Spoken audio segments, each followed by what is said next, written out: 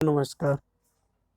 मैं आपका हिंदी का अध्यापक ए तिवारी उपस्थित हूँ वर्कशीट संख्या 70 को लेकर, जो दिनांक 21 दिसंबर सन 2020 की है।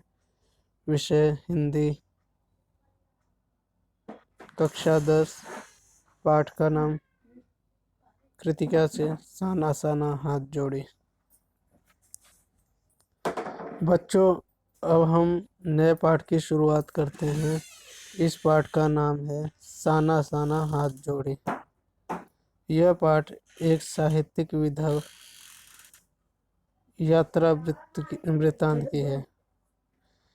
किसी स्थान की यात्रा करना, यात्रा के दौरान पहुंचने का साधन, उस स्थान की भौगोलिक स्थिति, सामाजिक, आर्थिक और सांस्कृतिक परिवेश का साहित्य रूप में वर्णन करना यात्रा वृत्तांत कहलाता है। आप भी कई स्थानों पर की यात्रा करते होंगे और वहाँ की स्थितियों से परिचित होंगे। अगर आप उसे लिखते हैं तो वह यात्रा वृत्तांत कहलाएगा।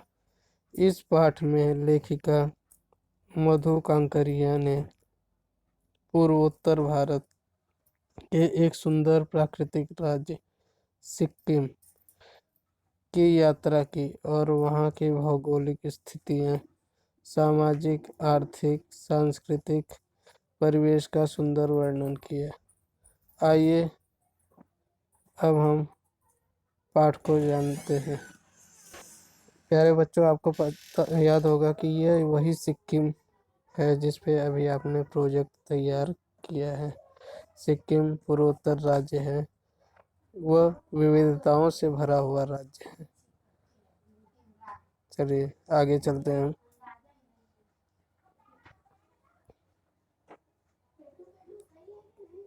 मैंने हैरान होकर देखा जैसे उल्टा पड़ा था और सारे तारे बिखर कर नीचे टिमटिमा रहे थे। ढलान, बीपी, तराई पर सितारों के गुच्छे रोशनी की एक झालर सी बना रहा था। वह रात में जगमगाता गंगटोक शहर का इतिहास और वर्तमान की संधि स्थल पर खड़ा मेहनत कर एक ऐसा शहर था जिसका सब कुछ सुंदर था। सुबह, शाम, रात रहस्यमय सितारों से भरी रात में सम्मोहन जगा रही थी। जादू भरे क्षणों में मेरा सब कुछ स्थगित था, अर्थहीन था।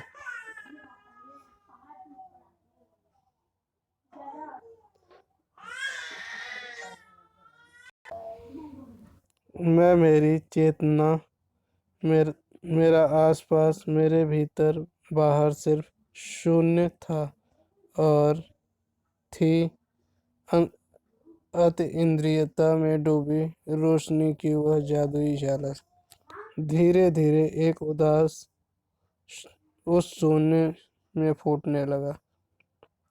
एक प्रार्थना होठों को छूने लगी। साना साना हाथ जोड़ी। गर्दोह प्रार्थना। हमारो जीवन तिमरो कौशली, यानी छोटे छोटे हाथ जोड़कर प्रार्थना कर रही हूँ कि मेरा सारा जीवन अच्छाइयों को समर्पित हो। आज सुबह की प्रार्थना के ये बोल मैंने नेपाली युवती से सीखे थे। प्यारे बच्चों, निम्नलिखित गद्यांश पे आधारित कुछ प्रश्न हैं। आइए हम उसकी चर्चा करते हैं।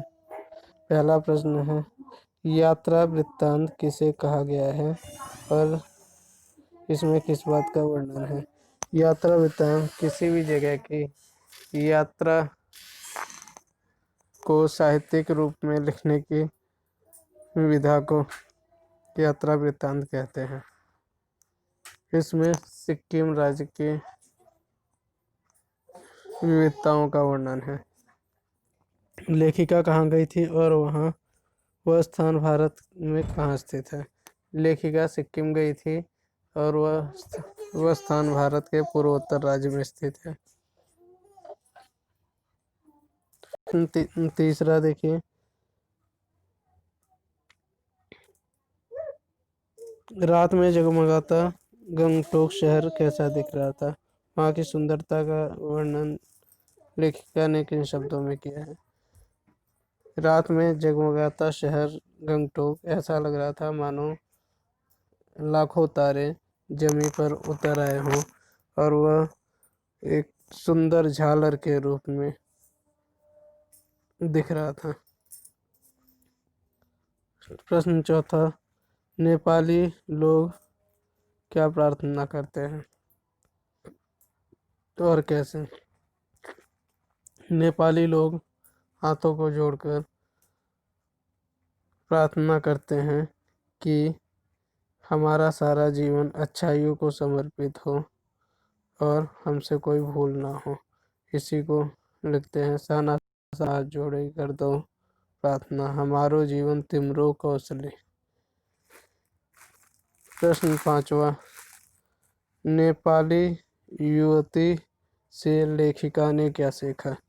तो नेपाली युवती से लेखिका ने नेपाली भाषा में एक प्रार्थना सीखी।